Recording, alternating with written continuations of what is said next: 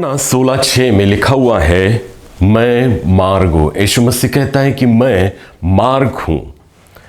एक बार की बात है, एक मनुष्य जीवन की राह पर जा रहा था और जाते जाते लंबा सफ़र काटने के बाद उसके सामने एक बड़ी दीवार खड़ी होती है और आगे उसको कहीं रास्ता नज़र में नहीं आता। वो कोशिश करता है उस दीवार को ऊपर चढ़कर कैसे तो भी फांद कर रास्ते पर फिर से आ जाए, लेकिन व्यर्थ होता है।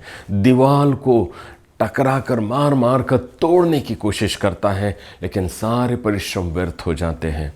वो रास्ते से जा रहा था और एक बड़ी दीवार उसके लिए रुकावट बन गई थी। सारी कोशिशें, सारे प्रयत्न कर लिए, सारे शस्त्र लाकर दीवार को तोड़ने की कोशिश की, सब कुछ व्यर्थ हुआ और वो सब कुछ हार कर बैठ गया था। उतने में एक मनुष्य आता है, उसके कंधे पर हाथ रखता है, पूछता है क्या हो गया है। वो कहता है कि भाई मैं ये आगे जा रहा था, लेकिन अब दीवार मेरे रास्ते पे खड़ी हो गई, मैं आगे नहीं जा पा रहा हूँ। उसने कहा, उस व्यक्ति ने उसको कहा कि हाँ, मैं यहाँ एक रास्ता है, तुझे ले चलता हूँ। और दीवार के नीचे से एक रास्ता था, उस रास्ते से मनुष्य ने उसको दीवार के उस पार लेके गया। और इस प्रकार से वो मनुष्य जो दीवार तोड़कर सारे प्रयत्न कर कर अपने जीवन की राह पर आगे बढ़ना चाहता था, उसको एक मनुष्य राह दिखाता है जो निचली दीवार के नीचे से राह बनाई गई थी।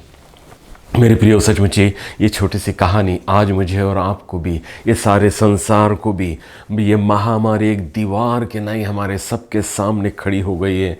हमारे भविष्य, हमारे स्वप्न, हमारी ज़िंदगी वो जो बड़े अच्छे से आगे चल रही थी, ऐसा लगता है कि दीवार ने आकर रोक दिया है, सब कुछ बंद कर दिया है और हम बड़े परेशान से हो गए हैं। सामने कोई रास्ता नज़र में नहीं आ रहा, क्या करे क्या नहीं समझ में नहीं आ रहा है। बड़े बेचैन से आज सारा संसार हमको नज़र में आ रहा है। और ऐसे में प्रभु यीशु कहता है कि मैं मार्ग हूँ, मैं मार्ग हूँ। कितनी सुंदर सी बात यूहन्ना रचित सुसमाचार उसका 14 अध्याय 6वें वचन में कि मैं मार्ग हूँ। प्रभु यीशु मसीह नहीं कह रहा है कि हाँ तुमको रास्ता नहीं दिख रहा है क्या। जब कभी भी हम नए स्थान पर जाते हैं तो हम लोग को देखने को मिलता है कि उस स्थान पर हम पहुँच नहीं पाते तो हम किसी को पूछते हैं और वो व्यक्ति मुझे कहता है कि इस चौक पर जाओ, दाहिनी ओर मुड़ो, फिर बाएं ओर मुड़ो और फिर आगे बढ़ते रहो और फिर आगे जाओ, फिर दाहिने मुड़ो, बाएं मुड़ो। और कई बार ऐसे जगह जाते हो, कितने बार हम कंफ्यूज हो जाते हैं। लेकिन जब कभी भी ऐसा रास्ता पूछने पर किसी ने कहा कि मैं आकर तुम्हारे साथ में आकर उस स्थान पर तुमको पहुंचा देता हूं, तो हम बड़े आनंदित हो जाते हैं, कंफ्यूज नहीं होते हैं और सोचते हैं कि अब हम सुरक्षित पहुंच जाएंगे। और प्रभु यीशु मसीह ने भी ऐसा ही किया। उसने कहा कि ये रास्ते से, जीवन के रास्ते पर चढ़ते मत रहो, लेकिन मैं रहा हूँ। इसका अर्थ है कि मैं तुम्हारे लिए राह बनाते जाऊंगा और मैं तुम्हारे संग संग में चलता रहूंगा। मैं मार्ग हूँ, मैं राह हूँ। कितनी सुंदर सी बात है।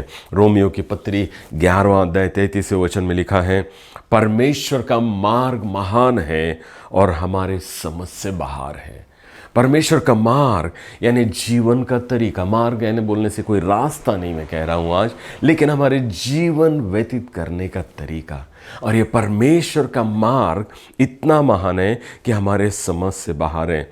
यशायाह नबी 55वां अध्याय और 8 और 9 वचन में इस प्रकार से लिखा हुआ है कि मेरे विचार और मेरे मार्ग तुम्हारे विचार और तुम्हारे मार्ग और तुम्हारी गतियों से भिन्न है।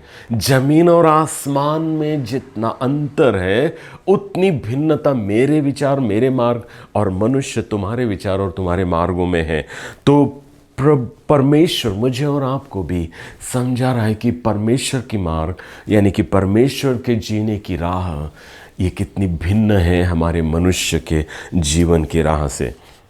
मत्ती रचित सुसमाचार उसका 7वां अध्याय 13 और 14 वचन, यहाँ 2 मार्गों का वर्णन पवित्र शास्त्र में दिया गया है, यानी कि 2 तरीके के जीवन व्यतीत करने का। एक मार्ग है जो सरल मार्ग है और चौड़ा मार्ग है और जिसपे से बहुत से लोग जाते हैं, जो विनाश की ओर लेके जाता है। एक मार्ग चौड़ा है और सरल भी है, आसान सा लगता है, बहुत से लोग भी उस पर जाते हैं, लेकिन वो नाश की ओर, विनाश की ओर लेके जाता है। और एक मार्ग है जो बाइबल बता रही है, सकरा है, कठिन है, मुश्किल सा है, बहुत थोड़े लोग उस पर से जाते हैं, लेकिन वो जीवन की ओर लेके जाता है, जीवन की ओर लेके जाता है। मेरे प्रियो, यहाँ मुझे और आपको बड़े साफ रीति से पवित्र शास्त्र के ये वचन, मत्ती रचित सुसमाचार 7वां अध्याय 13-14 वचन बता रहे हैं कि कैसे दो मार्गों को, जीवन के दो तरीके के जीवन व्यतीत करने के तरीके मुझे और आपको बताए गए हैं, मार्ग बताए गए हैं, और हम कौन से मार्ग पर चलते हैं इसका विचार मुझे और आप। क्या संसार के लोग जहाँ बहुत भीड़ है, बड़ा आसान सा जीवन लग रहा है, कोई तकलीफ नहीं है, बहुत चौड़ा मार्ग है, बहुत सारे लोग भी वहाँ जा रहे हैं, बहुत से लोगों के चुनाव इसी प्रकार से होती है, क्योंकि वो कर रहा है, वो कर रहा है, इसलिए मैंने भी कर लिया है। हम लोग कितने लोग हैं, कितने बार ऐसे ही डिसीजन अपने जीवन में लेते हैं, अपने जीवन की राह ऐसे लोगों के निर्णय पर ही चुन लेते हैं। लेकिन बाइबल बताती है, सकरा है वो मार्ग, कठिन है वो मार्ग, मुश्किल है, बड़ी तकलीफ है, परेशानियां हैं, बहुत कम लोग उस पर जाते हैं, लेकिन वो जीवन की ओर लेके जाता है, वो सच्चा जीवन मुझे और आपको देता है। और हम लोग को देखने को मिलता है, प्रभु यीशु मसीह कहता है कि मैं द्वार हूँ, मैं मार्ग हूँ, और इसका अर्थ होता है कि वह स्वयं हमारे साथ चलता है।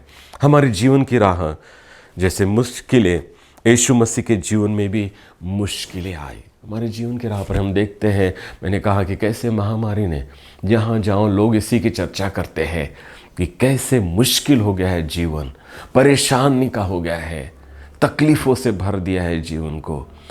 ओ मेरे प्रियो, सचमुच ही ऐसे जीवन के, ऐसे महामारी के इस भयंकर समय में कैसे जीवन व्यतीत करें, ये अगर आपको प्रश्न आता हो तो प्रभु यीशु मसीह मुझे और आपको सिखाते हैं। प्रभु यीशु मसीह जो परमेश्वर के तुल्य होने पर भी मनुष्य बनकर इस पृथ्वी पर आना चाहता था, ताकि मेरे और सारे संसार के सारे पापों का दंड मृत्यु के रूप में हम पर आया था, वो स्वयं को लेकर मुझे और आपको छुटकारा दे।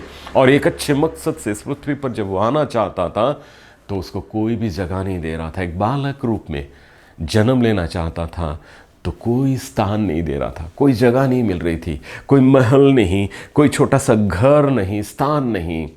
और प्रभु यीशु मसीह फिर भी रुकते नहीं हैं, एक गाय के गोठे में, एक गौशाला में जन्म लेते हैं, लेकिन न कठिनाइयों में मकसद को पूर्ण करने से रुक नहीं जाते हैं। मेरे प्रियो, सचमुच हम में से कितने लोग हैं कठिनाइयों के इन दिनों में कितने अच्छे अच्छे काम हमने बंद कर दिए हैं, परमेश्वर के मकसद को जो हमारे जीवन के लिए ठहराया गया है उसको करना हमने बंद कर दिया है। पहली बात हम देखते हैं, प्रभु यीशु मसीह ने ऐसे समय में भी अपने आप को रोका नहीं, मनुष्य का रूप धारण करके इस पृथ्वी पर कोई अच्छा स्थान नहीं मिला, गाय के गोठे में जन्म लिया। दूसरी बात हम लोग देखते हैं कि उसका शिक्षण, उसका एजुकेशन, वो आज ये सारा संसार उस मार्ग पर जा रहा है। बच्चा 4 साल का हो गया तो उसको मोबाइल दे दो, लैपटॉप दे दो, और उसके 4-3 साल से ही बेस्ट ऐसी स्कूल जहां महीने की फ़ी 1 लाख रुपया भी क्यों ना हो, ऐसे जगहों पर डालकर हम एजुकेशन देना चाहते हैं ताकि हमारा बच्चा बुद्धिमान बने, शार्प बने, ओ बहुत ही अच्छा इस दुनिया में नाम कमाने वाला बने। लेकिन प्रभु यीशु मसीह, उसके पास न कोई लैपटॉप था, न कोई बेस्ट स्कूल उसने चुनी थी, वो तो पवित्र मंदिर में जाकर परमेश्वर के वचन का अध्ययन करता था। और परमेश्वर के वचन का अध्ययन करने से इतना बुद्धिमान बना कि उसके हर एक कहे हुए एक एक शब्द पर इतनी किताबें लिखी गई है, इतने बाइबल कॉलेजेस और स्कूल्स खोले गए जहाँ हज़ारों हज़ारों लोग पढ़ाई कर रहे हैं, पढ़ रहे हैं, एजुकेशन प्राप्त कर रहे हैं। मेरे प्रियो, सिंपल सा, साधारण सा तरीका, क्या मैंने और आपने संसार का मार्ग चुना है जो बड़ा चौड़ा है, बहुत से लोग उस पर जा रहे हैं और बड़ा आसान सा है, लेकिन न वो विनाश की ओर लेके जाता है। तीसरी बात हम लोग देखते हैं कि प्रभु यीशु मसीह का काम करने का तरीका भी बिल्कुल भिन्न था। प्रभु का मार्ग एकदम अलग था, उसके काम करने का तरीका। देखिए, पहली बार प्रभु यीशु मसीह और उसके चेले और उसकी माता, वो शादी में, ब्याह में उनको न्योता दिया गया और वहाँ का दाखरस ख़त्म हुआ। प्रभु यीशु मसीह ने वहाँ कोई साइंटिस्ट को बुलाकर दाखरस नहीं बनाया, कोई बड़े अच्छे व्यक्ति को बुलाकर, बड़े बड़े एजुकेटेड पर्सन को बुलाकर उसने अपने कामों को नहीं किया। लेकिन हम लोग देखते हैं कि प्रभु यीशु मसीह ने वहाँ पानी से, और वहाँ के जो नौकर, जो सेवक लोग थे, उनकी मदद से पानी के द्वारा दाखरस बनाया। साधारण बातों से, मुश्किलें आई, कठिनाई आई, लेकिन साधारण बातों से अपने जीवन को आगे बढ़ाते रहना। साधारण सा मार्ग, ओ सचमुच ही शायद हो सकता है आपको जिस प्रकार के संसार में रहते हो एक प्रकार के विशेष ऐशो आराम में जीवन व्यतीत करने की आदत हो गई होंगी। अभी कठिनाई आई, मुश्किलें आई, कैसे हम आगे जीवन व्यतीत करेंगे, ये प्रश्न आता होगा।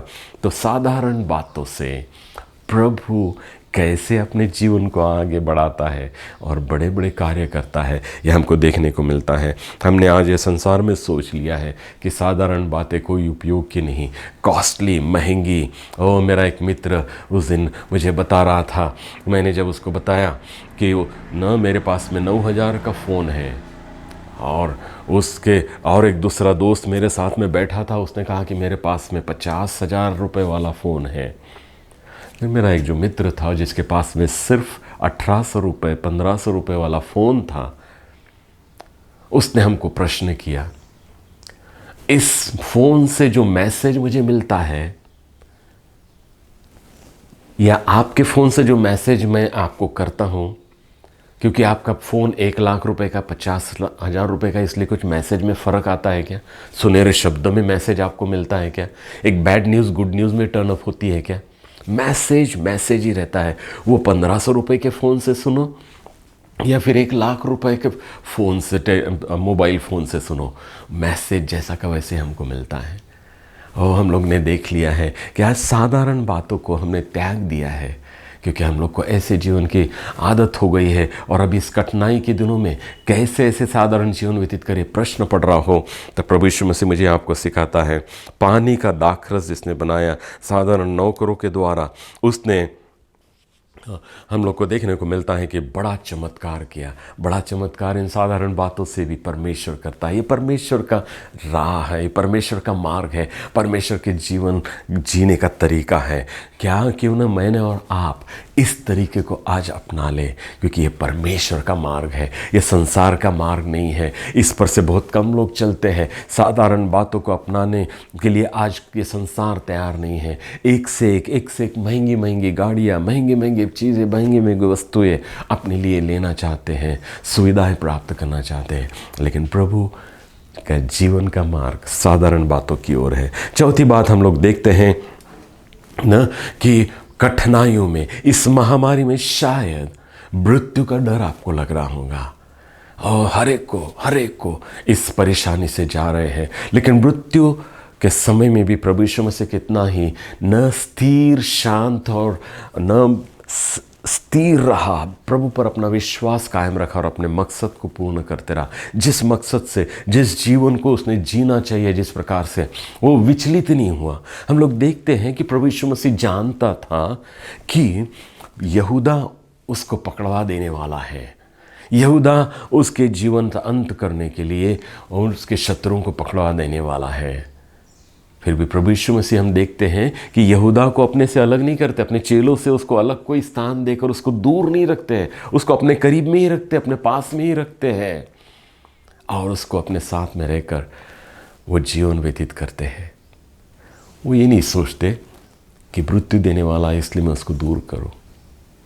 ओ मेरे प्रिय, सचमुच ही आज मृत्यु का डर, मृत्यु निर्माण करने वाली कितनी बातें हम लोग अपने से दूर, कुछ बातें हैं जिनके साथ में हमको जीवन व्यतीत करना है, प्रभु का मकसद पूरा करना है। प्रभु यीशु मसीह जानता था अगर इस मृत्यु को अपने ऊपर लेने से मैं आज ठुकरा दूंगा, तो इस संसार को पापों की क्षमा नहीं मिलेगी, इस संसार को पापों से छुटकारा नहीं मिलेगा, इस संसार को मृत्यु से छुटकारा नहीं मिलेगा।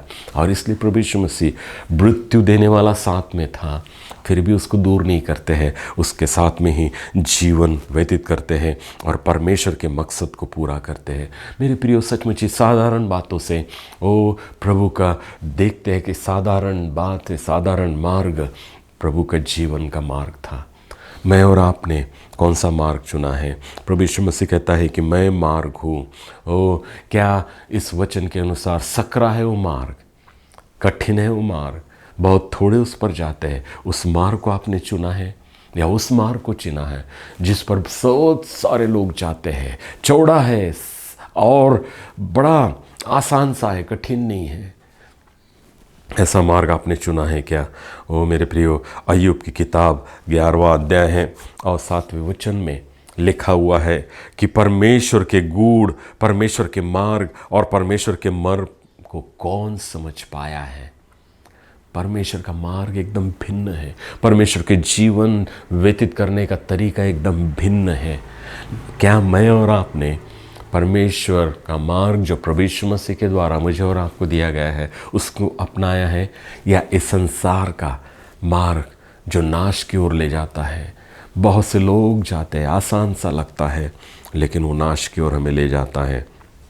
हम लोग देखते हैं निकोदेमुस नाम का व्यक्ति, ओ फरीसियों का गुरु, धर्म गुरु, यहूदियों का धर्म गुरु, और वो भी जब उसको एहसास होता है कि उसका जीवन प्रभु यीशु मसीह ने दिखाए हुए, परमेश्वर ने दिखाए हुए मार्ग पर नहीं है, उस तरीके से नहीं है, तो रात को प्रभु यीशु मसीह के पास में आकर मिलकर पूछता है, मार्ग पूछता है, और प्रभु यीशु मसीह उसको कहता है कि तुझे नए सिरे से जन्म लेना आवश्यक है, तुझे नए सिरे से जन्म लेना आवश्यक है। क्या आज प्रभु के इस वचन को सुनने के बाद आपको भी एहसास हो रहा है कि आपने कहीं तो भी प्रभु यीशु मसीह का मार्ग, प्रभु यीशु मसीह के जीवन जीने का तरीका त्याग कर अपना मार्ग या संसार का मार्ग चुन लिया है? तो और आपको एहसास हो रहा है, तो प्रभु आपको भी कह रहा है कि तुम्हें नए सिरे से जीवन जीने का नया रास्ता चुनना, जो प्रभु का रास्ता है उसको चुनना आवश्यक है। वो त्याग दीजिए संसार का मार्ग और प्रभु का मार्ग चुन लीजिए। बाइबल 2 मार्गों के विषय में वर्णन करती है, लेकिन मालूम है आज ये मॉडर्न ऐसे वर्ल्ड ने, आज ये आधुनिक ऐसे युग ने, आज हमारी जनरेशन ने तीसरा मार्ग खोल के निकाला है, तीसरा मार्ग ढूंढ के निकाल लिया है। बहुत ही साइंटिस्ट तैयार हो गए, बहुत से गुणवान ऐसे लोग हैं जो मालूम है मध्य का रास्ता चुन लेते हैं। वो ना तो सकरा मार्ग चुनते हैं, ना तो चौड़ा मार्ग चुनते हैं, लेकिन उन्होंने अपने तरीके से एक ना बीच का रास्ता चुन लिया है। जिगजैग चलते हैं, कभी वो सकरे मार्ग पर आ जाते हैं तो कभी वो चौड़े मार्ग पर आ जाते हैं। वो सांप के नाई वो आड़ा टेढ़ा चलते हैं। हम देखते हैं कि लोगों ने ये तीसरा मार्ग खोज निकाला है। वो कब निकालते हैं मालूम है क्या होता है? जब ये नागमोड़ी का रास्ता, ये जिगजैग का रास्ता, जब जीवन की राह पर चलते चलते कठिनाइयाँ और परेशानियाँ आने लगती हैं जिसका न सामना करने के लिए हम तैयार नहीं होते हैं, तो हम सोचते हैं कि भैया चलो ना यहाँ के ना वहाँ के एक और आसान तरीका ढूंढ ले, यहाँ की भी बातें वहाँ की भी बातें अपना ले और उस रास्ते को निकालते हैं, अपने नियम बना लेते हैं। वो नियम भी नहीं है, प्रभु के नियम भी नहीं है जीवन के, लेकिन अपने नियम बना लिए हमने और उस पे चलने लगे हैं। उस नियम पे चलने से कठिनाइयों का सामना नहीं करना पड़ता, परेशानियाँ नहीं हैं, और न हम लोग की गलतियाँ भी छुपी हुई किसी के सामने नहीं आ रही हैं, और सब कुछ अच्छा चल रहा है, सब कुछ अच्छा चल रहा है।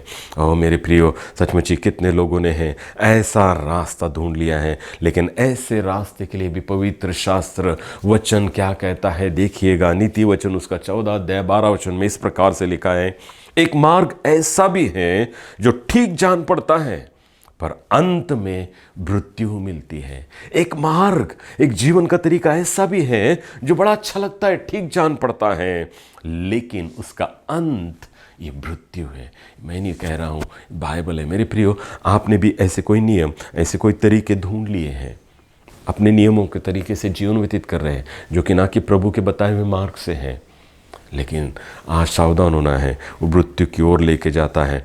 क्या आज आपने देखा है क्या कि ऐसे मार्गों को आपने चुनकर जीवन व्यतीत कर रहे हैं अब तक के? तो प्रभु कह रहा है कि मैं मार्ग हूँ, वो नए सिरे से तुमको फिर से एक बार इस मार्ग पर कदम उठाना आवश्यक है। जैसे निकोदेमुस को उसने कहा कि नए सिरे से तुम्हें जन्म लेना आवश्यक है। फिर से मैं और आप क्यों ना अभी तक के किए हुए इन सारे पाप में मार्गों को न त्याग कर प्रभु यीशु मसीह ने बताए हुए मार्ग पर चलने का प्रयत्न करें। ऐसा रास्ता जीवन के तरीकों में हमें एक मार्ग चुनना है। मेरे प्रियो, 2 प्रकार के मार्ग, 3 प्रकार के मार्ग, इस संसार में जाऊं तो बहुत से प्रकार के मार्ग मुझे और आपको बताए गए हैं।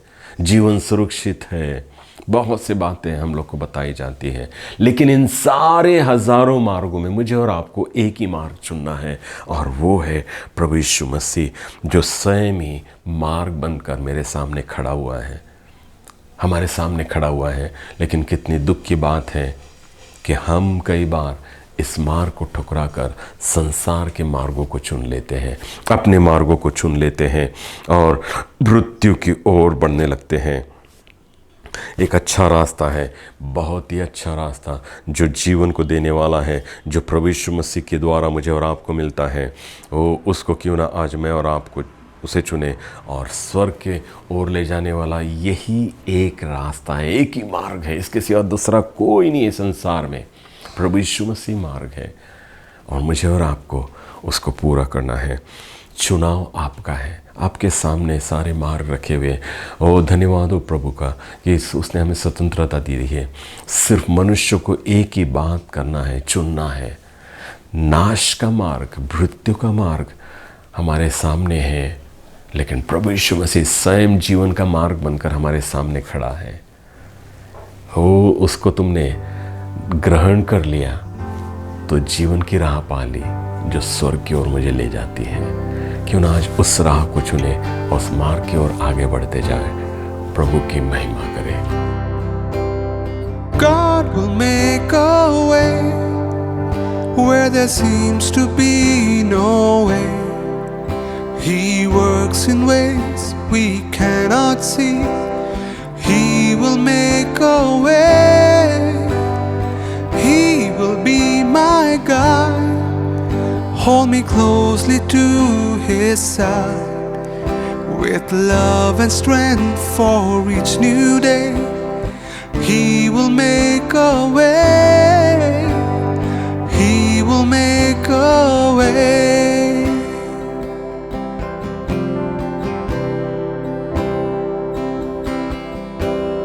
God will make a way where there seems to be no way. He works in ways we cannot see. He will make a way. He will be my guide. Hold me closely to His side. With love and strength for each new day,